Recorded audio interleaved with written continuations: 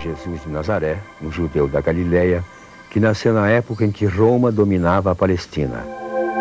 A história de Jesus está registrada nos livros do Novo Testamento, que inclui os Evangelhos, as cartas dos apóstolos e outros escritos do século I. Em todos estes textos, Jesus é reconhecido como a intervenção pessoal de Deus para restaurar seu poder e força no mundo. Um poder que seria restaurado através do perdão dos pecados, das curas e dos ensinamentos. A crença de que Cristo reconciliaria Deus com o mundo levou às doutrinas básicas: a encarnação, a cristologia, a trindade e a remissão. A encarnação afirma que Deus esteve presente em todos os momentos da vida de Jesus Cristo, mas isso não sufocou a existência dele como ser humano.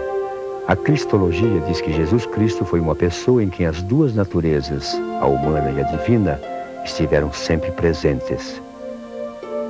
A doutrina da Santíssima Trindade sustenta que Deus é sempre aquilo que foi revelado por meio de Jesus Cristo, Pai, Filho e Espírito Santo. A remissão é a crença de que os feitos realizados por Jesus Cristo, curando as pessoas e aproximando-as de Deus, podem se repetir nos dias de hoje para os que têm fé.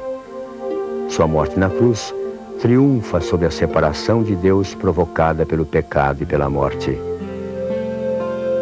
Bem, para compreender o cristianismo, nós devemos sempre notar que ele surge do judaísmo. Ele é uma resposta à questão principal dos judeus, que é justamente a questão do Messias. O próprio nome de Jesus não é Jesus Cristo. Cristo é em grego a tradução de Messias. O judaísmo esperava principalmente um Messias político.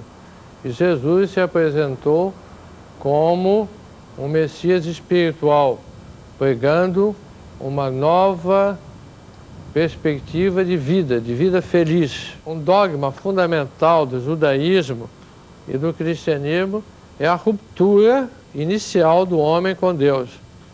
Então, o homem se afasta de Deus. Os ensinamentos de Jesus Cristo eram simples e poderiam ser sintetizados no amor a Deus e ao próximo.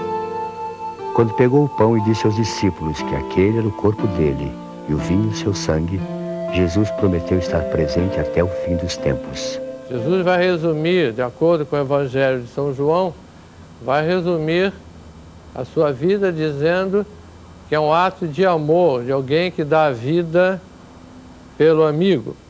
Ele vai dizer, São João nos diz mesmo que não há maior amor que dar a vida pelo amigo.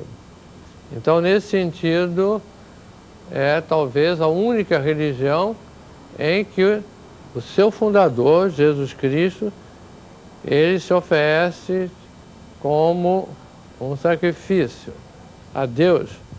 Mas a ideia de sacrifício é uma ideia que entra em todas as religiões e em formas diversas, né?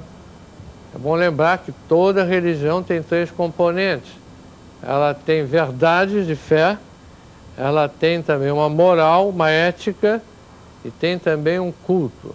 E nesse culto também aparece a ideia de sacrifício. Mas nem todos os cristãos estão de acordo sobre a fé e a prática religiosa. O cristianismo se divide em 3 ramos: a Igreja Católica, a Igreja Ortodoxa e as igrejas protestantes. O cristianismo ortodoxo se desenvolveu na Grécia, na Rússia e no Oriente. No século XVI surgiu entre os católicos um movimento que reivindicava uma reaproximação da igreja com o cristianismo primitivo. A resistência da hierarquia da igreja levou a uma ruptura sem precedentes. A reforma protestante, liderada por Martinho Lutero e João Calvino. Durante o século XIX, o cristianismo ganhou força e se espalhou por todo o mundo. Hoje é a religião de mais de 1/4 da população mundial. A relação entre o judaísmo e o cristianismo é muito clara, mas existe uma outra religião que parece diferente, mas tem muita